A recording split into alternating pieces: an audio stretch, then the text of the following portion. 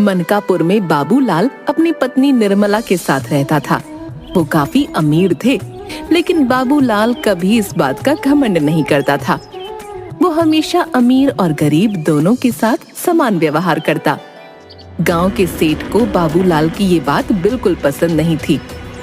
कभी झूठ ना बुलवाए भगवान। बाबूलाल, तुम्हें नहीं लगता कि तुम्हें अपने और इन गरीब नौकरों में फर्क समझना चाहिए? तुम क्यों इन गरीब नौकरों के साथ बैठकर बातें करते हो, खाना खाते हो, हैं? अरे सेठ, कैसा फर्क? ऊपर वाले ने तो उनको और हमें एक जैसा ही तो बनाया है। कभी झूठ ना बुलवाए भगवान। तुम्हारी यही बातें इन गरीबों को सिर पर चढ़ाती हैं। यह तो सब अपनी अपनी सोच है। गांव का धोबी अपनी बहन की शादी का निमंत्रण देने निकलता है और चौपाल पर उसे गांव के मुखिया, सेठ और बाबूलाल बातें करते मिल जाते हैं। अच्छा हुआ आप सब यहीं पर मिल गए हैं।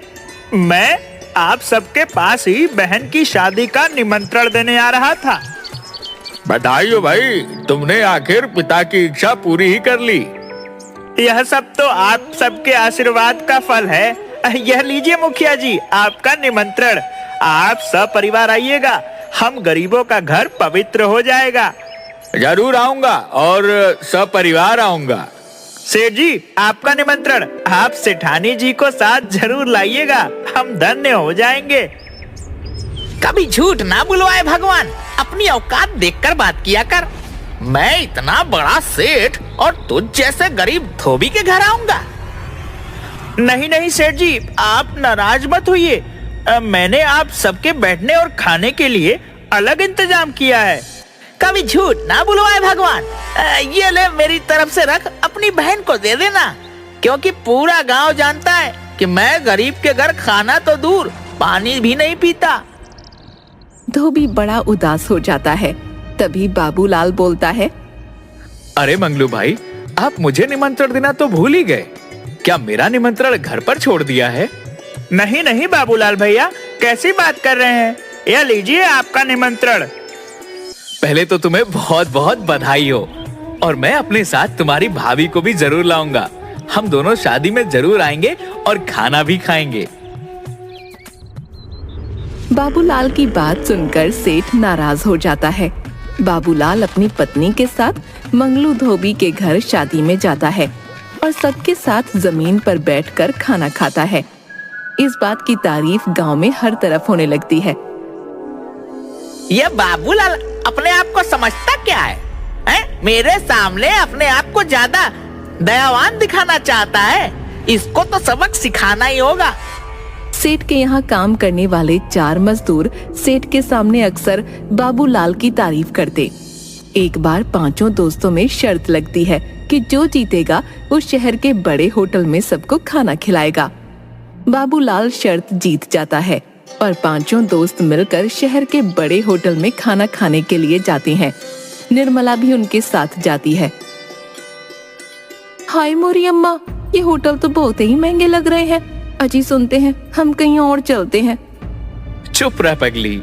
हरी भाग्यवान, आराम से बैठकर सेठानियों की तरह बड़े होटल में खाना खा। तैयारी? फिर भी एक बार सोच लो जी, ये तो बड़ा महंगा होटल है, लेने के देने न पड़ जाएं। अरे मेरी लुगाई, कौन तुझे समझाए? अब शर्त लगाई है, पूरी तो करनी होगी। सभी खाने के मजे लेते हैं और पेट भरकर खाना खाते हैं। क्यों भैया, तुम्हें कुछ और भी खाना है तो मंगा लो, फिर ना कहना। नहीं भाई, बस हो गया। वेटर भाई, कितने पैसे हुए? पूरे 1200। अम्मा, गई भैंस पानी में। 1200? मैंने कहा था ना, कहीं और चलते हैं। अब की हुई? क्यों घबराती है भाग्यवान? अब चाहे 1200 हो या 1500, पैसे तो देने ही हैं। बाबूलाल अपनी जेब में हाथ डालता है। उसकी जेब खाली होती है।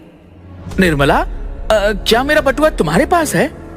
नहीं, तुम्हारे जेब में ही तो रखा था जी। मेरी जेब में तो नहीं है। कहाँ गया? क्या हुआ भाई साहब, पैसे दो। दे रहा हूँ भाई, रुको तो। क्या हुआ जी, बटुआ नहीं मिल रहा का? नहीं, मेरा बटुआ तो मेरे पास नहीं है। ये सब नहीं चलेगा, यहाँ पैसे तो देने पड़ेंगे। भाई विश्वास करो, मैं कल आकर पैसे देता हूँ। ऐसा नहीं होता है, अगर पैसे नहीं है तो तुम्हें अभी बर्तन धोने होंगे। भाई तुम गलत समझ रहे हो, हम झूठ नहीं बोल रहे हैं। सच में हमारा बटुआ कहीं खो गया है या घर पर ही छूट गया है। मैं कल आकर पैसे दे दूंगा। तुम शराफत से पैसे देते हो कि मैं सेठ को बुलाऊं? भाई मेरे पास पैसे नहीं हैं। तभी वहाँ गांव का सेठ आ जाता है। कभी झूठ ना बुलवाए भगवान। अरे बाबूलाल, क्या बात हो गई भाई? सेठ जी हमें बचा लीजिए, हमें बर्तन नहीं धोने। ये बाबूलाल हमें यहाँ खाना खिलाने लाया था और अब इसके पास देने के लिए पैसे नहीं है और होटल वाले हम सबको बर्तन धुलने के लिए बोल रहे हैं। कभी झूठ ना बुलवाए भगवान। अब डरो नहीं तुम लोग, मैं हूँ ना। मैं सच कह रहा हूँ, मैंने बटुआ रखा था। हाँ हाँ, मैं खुद बटुआ में पैसे डालकर उनके हाथों में दी थी। कभी झूठ ना बुलवाए भगवान।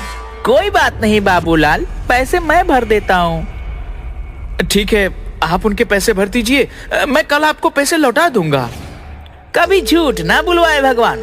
भाई देखो, तुम्हारा तो पता नहीं, लेकिन मैं एक सेठ आदमी हूँ, बिना लिखा पढ़ी कुछ नहीं करता। मैं पैसे तो भर दूंगा, लेकिन तुम्हें और तुम्हारी पत्नी दोनों को इस कागज पर साइन करके देना होगा। हाँ सेठ, इसमें क्या बात है?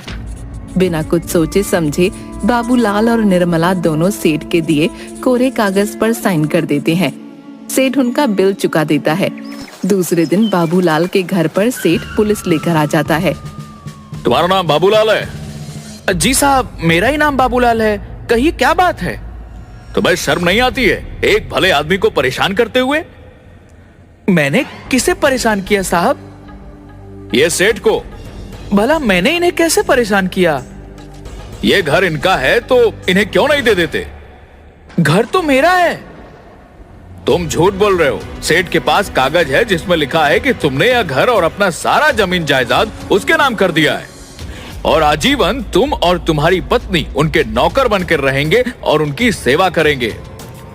हमने ऐसा कोई कागज साइन नहीं किया है। हमने पैसे जरूर उधार लिए, पर वो हम इनको लौटा देंगे। कभी झूठ ना बुलवाए भगवान। ये दोनों एक नंबर के झूठे हैं। आपके पास तो कागजात है, आप खुद देख लीजिए। सेठ बिल्कुल सही कह रहा है। तुम दोनों ने इस कागज पर साइन किया या नहीं? हाँ, मैं और मेरी पत्नी निर्मला, हम दोनों ने कागज पर साइन किया है। तो फिर इस कागज के अनुसार यह घर और जमीन जायदाद इन सेठ का है और तुम्हें उनकी सेवा करने के लिए आजीवन उनके घर पर रहना होगा। ठीक है साहब, अगर आप कहते हैं तो हम आपकी बात मान लेते हैं, लेकिन इनको कागज पर लिख कर देना होगा कि हमें इनकी क्या सेवा करनी है। ठीक है सेठ, तुम 2 कागज पर लिखो कि इसे और इसकी पत्नी को तुम्हारे घर में क्या क्या सेवा करनी है।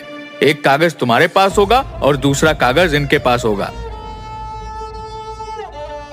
बाबूलाल और निर्मला दोनों सेठ के घर चले जाते हैं। कभी झूठ ना बुलवाए भगवान। बाबूलाल, तुम्हें जानवरों को खिलाना, खाना, उनको नहलाना, खेतों का काम करना, बाजार से सामान लाना, मेरे पैर दबाना, ये सारे काम करने होंगे। ठीक है। निर्मला की बच्ची, तुझे रसोई का खाना बनाना, बर्तन धोना, कपड़े धोना, घर की साफ सफाई करना और मेरे पैर दबाने हैं। ये सारे काम करने होंगे। घर में आने जाने वालों का ध्यान रखना। जी सेठानी जी, आप जैसा कहें। सेठ और सेठानी बाबूलाल और निर्मला को बहुत परेशान करते हैं। दिन रात उनसे काम करवाते रहते हैं। सेठ जी, अब तो हमारे घर में नौकर आ गए हैं। तुम एक काम करो, माँ जी को भी बड़े भाई के घर से वापस ले आओ। कभी झूठ ना बुलवाए भगवान। तुझे क्या जरूरत है उन्हें बुलाने की? उनका काम और बढ़ जाएगा। तुम तो पागल हो। अगर माँ आखिर समय में हमारे पास रहेगी तो उनके जेवर तो वो हमें ही देके जाएगी ना। कभी झूठ ना बुलवाए भगवान। तो तूने पहले क्यों बड़े भाई के घर भेजा? क्योंकि तुम्हारी माँ के नखरे ही बहुत हैं। कभी झूठ ना बुलवाए भगवान। तो अब क्या नखरे खत्म हो गए? नहीं, अब वो नखरे उठाने घर में नौकर जो आ गए हैं। सेठानी सारा दिन निर्मला को इधर से उधर भगाती रहती और सेठ बाबूलाल को। एक दिन बाबूलाल और निर्मला तय करते हैं कि आज तो उन्हें कुछ करना ही होगा। बहुत हो गया। बाबूलाल सेठ के सारे जानवर बांट देता है। सेवा ले लो, सेवा, सेठ ने अपने सारे जानवर, घर सबको सेवा के लिए लगा दिया है। कैसी सेवा? अरे भाई, फ्री की सेवा। जिसे चाहिए वह जानवर ले जाओ और कोई पैसे नहीं देने हैं। जो जानवर चाहे वह ले जाओ। गांव वाले बड़े खुश होते हैं और एक एक करके सेठ के सारे जानवर ले जाते हैं। निर्मला सबके लिए शरबत बनाती है और उसमें जमाल गोटा मिला देती है। सेठ, सेठानी, सेठ की माँ सबको वो शरबत पिलाती है और सब बड़े मजे से स्वाद लेकर शरबत पीते हैं। कभी झूठ ना बुलवाए भगवान, क्या शरबत बनाया है निर्मला ने। और दो। हाँ, और दो सेठ जी को और मुझे भी। थोड़ी देर बाद एक एक करके सबके पेट में गुड़गुड़ होने लगती है। कभी झूठ ना बुलवाए भगवान, मेरे पेट में गुड़गुड़ हो रही है। लगता है मुझे बाथरूम जाना होगा। अरे सेठ जी रुको, मेरे पेट में दर्द हो रहा है, पहले मुझे जाने दो। अरे बहू, मेरी बात सुनो, मुझे जरा बाथरूम तक ले चलो, मेरे पेट में बहुत दर्द हो रहा है। अरे आप रुक जाओ, पहले मैं जाती हूँ। सेठानी बाथरूम के दरवाजे के बाहर। अरे सेठ जी जल्दी बाहर निकलो, नहीं तो मेरे कपड़े खराब हो जाएंगे। कभी झूठ ना बुलवाए भगवान, पहले मुझे तो आराम मिलने दे। तुम्हारे आराम के चक्कर में ऐसा ना हो कि मेरा काम तमाम हो जाए। अरे मेरी भी कोई सुन लो, मुझे भी बाथरूम जाना है। सेठ बाहर आता है। अरे जल्दी हटो, मुझे जाने दो। अरे बेटा तुम मुझे बाथरूम ले चल, ये बहू तो सुनती ही नहीं। कभी झूठ ना बुलवाए भगवान, माँ पहले उसे बाहर आने दो, फिर ले चलता हूँ मैं।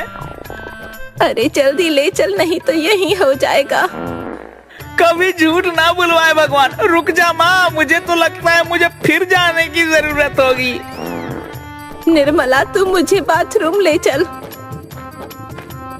निर्मला आती है और सेठ की माँ को पकड़कर बाथरूम तक ले जाती है, लेकिन बाथरूम के दरवाजे के बाहर सेठ पहले से खड़ा होता है और सेठानी अंदर विराजमान होती है। अरे सेठ जी, तुम तो खेतों में भी जा सकते हो, बाथरूम सेठानी और माता जी के लिए छोड़ दो ना। कभी झूठ ना बुलवाए भगवान, बाबूलाल के बच्चे कहाँ मर गया, जल्दी मुझे पानी का डिब्बा ला कर दे। मैं नहीं ला कर देता सेठ जी, क्योंकि यह काम मेरी सेवा की लिस्ट में नहीं था। कभी झूठ ना बुलवाए भगवान, ऐसे समय ये कौन देखता है। नहीं सेठ जी, जो मेरी सेवा लिस्ट में है मैं तो वही काम करूंगा। सेठ अपना पेट पकड़कर खेत की ओर भाग जाता है। अरे बहू जल्दी बाहर आ, मेरे पेट में फिर से दर्द होने लगा। रुक जाओ माँ जी, थोड़ी देर रुको तो। तभी सेठ खेतों से वापस आता है। कभी झूठ ना बुलवाए भगवान, मैं तो अभी खेत से आया और फिर से मेरे पेट में दर्द होने लगा। नहीं बेटा, पहले मैं जाऊंगी। अरे सेठ जी, माँ जी पहले से लाइन में खड़ी हैं।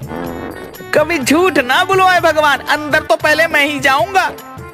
सेठानी बाहर आती है और सेठ फिर से बाथरूम में घुस जाता है। लो, अब मुझे कहीं जाने की जरूरत नहीं, जो होना था वो तो यही हो गया।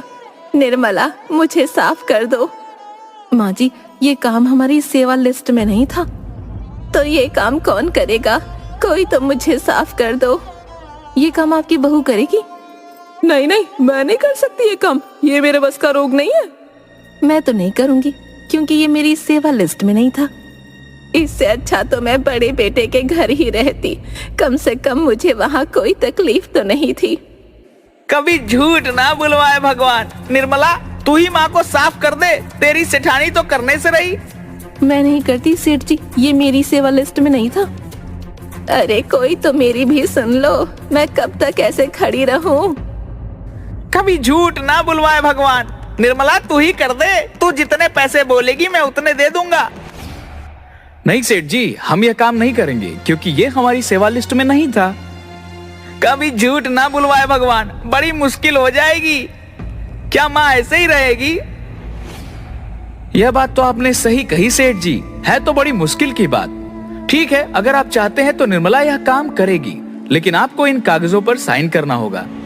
कभी झूठ ना बुलवाए भगवान, जरूर कर दूंगा, जल्दी लाओ। सेठ और सेठानी कागजों पर साइन करते हैं। बाबूलाल और निर्मला वहाँ से भाग जाते हैं। थोड़ी देर के बाद बाबूलाल निर्मला पुलिस वालों को साथ लेकर सेठ के घर पर आते हैं। सेठ जी, शर्म नहीं आती ऐसे काम करते हुए? चलो घर खाली करो। कभी झूठ ना बुलवाए भगवान, घर क्यों खाली करूं? हाँ, यह घर तुमने बाबूलाल के नाम जो लिख दिए हैं। कभी झूठ ना बुलवाए भगवान, मैंने ऐसा कुछ नहीं किया। उनके पास कागजात हैं। कभी झूठ ना बुलवाए भगवान, मैंने ऐसा कुछ भी नहीं किया। सेठ जी, इस कागजात में लिखा है कि तुम अपना सब कुछ बाबूलाल के नाम कर रहे हो, इसलिए तुम्हें यह घर छोड़कर जाना होगा। कभी झूठ ना बुलवाए भगवान, मुझे माफ कर दो बाबूलाल, मुझे अपनी गलती समझ में आ गई है। मुझे कुछ नहीं पता, मुझे तो मेरा घर वापस चाहिए।